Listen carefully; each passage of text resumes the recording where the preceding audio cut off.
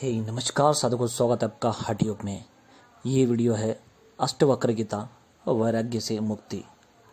राजा जनक शिष्य भाव से अष्टवक्र से जिज्ञासा कर रहे हैं, इसलिए अष्टवक्र उनसे उम्र में छोटे हुए भी उन्हें संबोधित कर कहते हैं, हे प्रिय, यदि तू मुक्ति चाहता है तो इन विषयों को विष के समान छोड़ दे।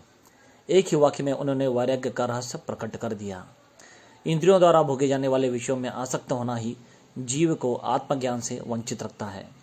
ये विषय केवल शरीर और मन को ही संतुष्ट कर सकते हैं, आत्मा को नहीं।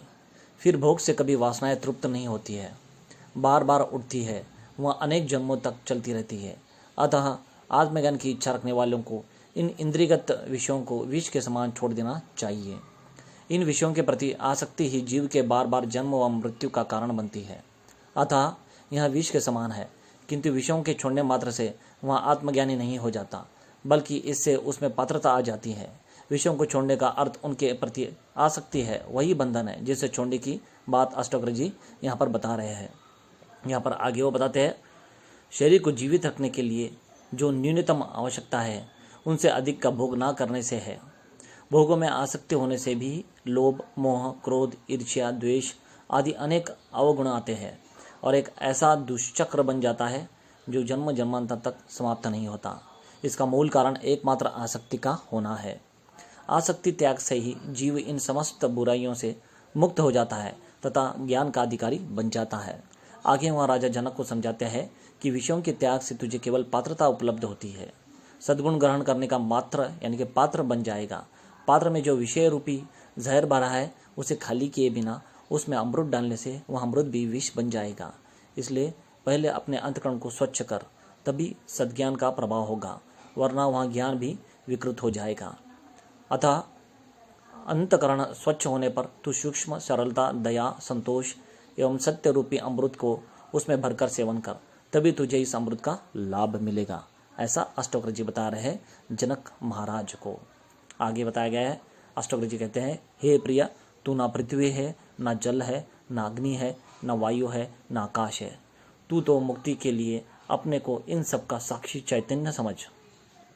इसका व्याख्या अष्टवक्र जी कहते हैं, मनुष्य शरीर मात्र नहीं है, वह चैतन्य आत्मा है। आत्मा ही उसका वास्तविक स्वरूप है।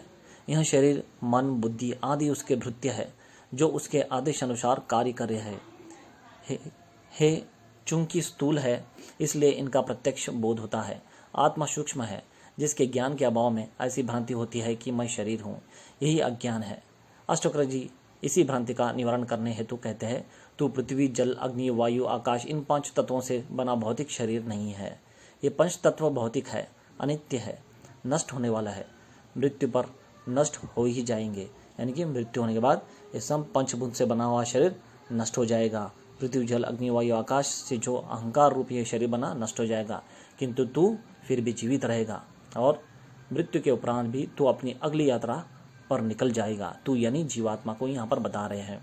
शरीर को पुराने वस्त्र के समान छोड़कर नया शरीर नए वस्त्र के समान ही धारण कर लेता है या लेगा, ऐसा भगवद गीता में भी बताया गया है। यह शरीर तेरा वस्त्र मात्र है, तू इससे भिन्न है। यहाँ तेरा शरीर भौतिक पदार्थों से बना है। तू घर नहीं है, बल्कि उसमें रहने वाला मालिक है। तू उसमें निवास करने वाला साक्षी चैतन्य रूप है। संपूर्ण भौतिक जगत का आधार यही चैतन्य है। तू भी वही चैतन्य है। अपने को भौतिक शरीर समझने की जो तुझे अनेक जन्मों के अभ्यास के कारण भ्रांति हो गई है, उसे मिटाकर अपने को साक्षी चैतन्य स्वरूप जान। यही है ज्ञान, आत्मज्ञान, स्वरूप ज्ञान, स्वरूप स्थिति। अब अष्टवक्र जनक जी को आत्मबोध कराने के बाद मुक्ति के लिए कहते हैं। यहाँ पर आत्मबोध तक हो गया तो अभी मुक्ति के बाद बता रहे हैं अष्टवक्र जी राजा जनक को। तो वो क्या है, ध्यान से सुने और समझे। बहुत रहस्यमय आत्मज्ञान, ब्रह्म ज्ञान यहाँ पर बताया गया है। जो जनक का दूसरा प्रश्न है कि मुक्ति कैसे होती है, तो इसका यहाँ पर अर्थ बताया गया है, हे राजन, जब तुम देह से आत्मा को पृथक विचार करके और अपनी आत्मा में चित्त को स्थिर करके स्थिर हो जाओगे तो तुम सुख और शांति को प्राप्त करोगे। अष्टवक्र जी कहते हैं, हे प्रिय, वैराग्य होने से तुम में पात्रता आएगी।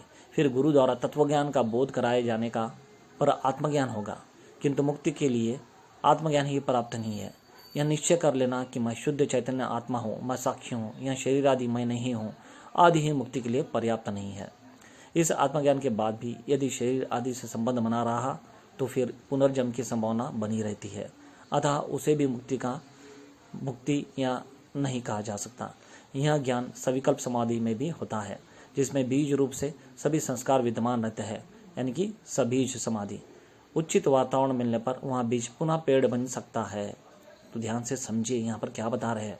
बहुत सारे लोग बताते हैं कि मुक्ति जाकर वापस क्यों आए, तो वहाँ सबीज समाधि होती है। उस बीज को भी नष्ट कर देना ही निर्विकल्प समाधि है, वही मुक्त अवस्था है, यानी कि निर्बीज निर्विकल्प समाधि अवस्था। अष्टवक्र जी इसी मुक्ति की बात कह रहे हैं। तो आत्मज्ञान प्राप्ति के बाद यदि देह से अपनी आसक्ति छोड़कर, उसे तदात्मा छोड़कर पूर्ण रूपेण चैतन्य आत्मा में विश्राम कर स्थित है, तो भी तू सुखी, शांत और बंधन मुक्त हो जाएगा। अपने शुद्ध स्वरूप आत्मा को जान लेना ही पर्याप्त नहीं है, उसी में निरंतर स्थित रहना है। यही निर्विकल्प समाधि की स्थिति है, यही मुक्ति है। अष्टवक्र एकदम आत्मा का बोध कराते हैं, वहाँ बाकी सभी आवरणों को एक ही साथ नष्ट करने की बात कहते हैं। वे कहते हैं, हे ये सभी आवरण वास्तविक नहीं है, भ्रांति मात्र है। भ्रांति का विनाश बोध से ही संभव है। वहाँ क्रिया काम नहीं करेगी या आएगी। आत्मा के साथ अहंकार जुड़ा है, अहंकार से वासना पैदा होती है, वासना पूर्ति हेतु उसे शरीर मिलता है। यदि वासना नहीं है तो शरीर की आवश्यकता ही नहीं थी। योग का केंद्र शरीर है। यदि तू इससे पृथक होकर सीधे आत्मभाव में स्थित हो जाता है, तो तू भी सुखी, शांत, स्थिर आत्मस्वरूप हो जाएगा या मुक्त हो जाएगा। कितना सारगर्भित तथ्य यहाँ पर बताया गया है। अभी एक क्षण का भी विलंब नहीं होगा। ये वासनाएं, संस्कार, कर्मफल, कर्मभोग आदि कुछ भी बाधक नहीं है। केवल ऐसी स्थितियों में स्थिर हो जाना ही पर्याप्त है।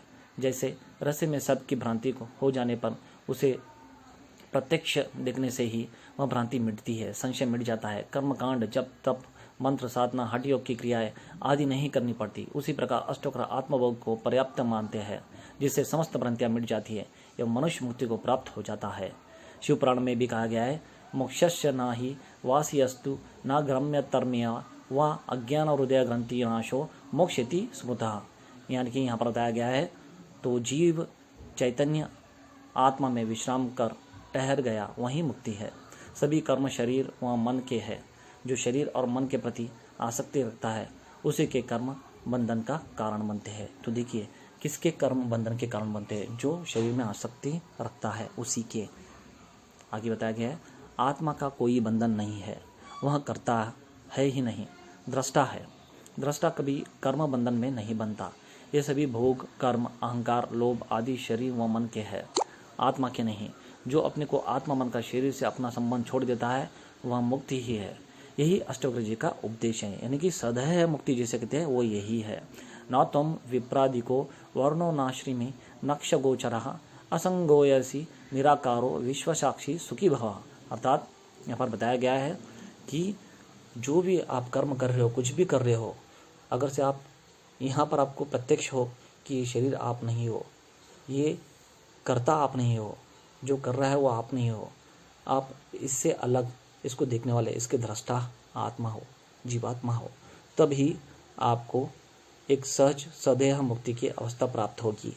ऐसा यहाँ पर बताने की कोशिश की है अष्टवक्र जी ने, यानी कि अष्टवक्र ऋषि मुनि ने राजा जनक जी को।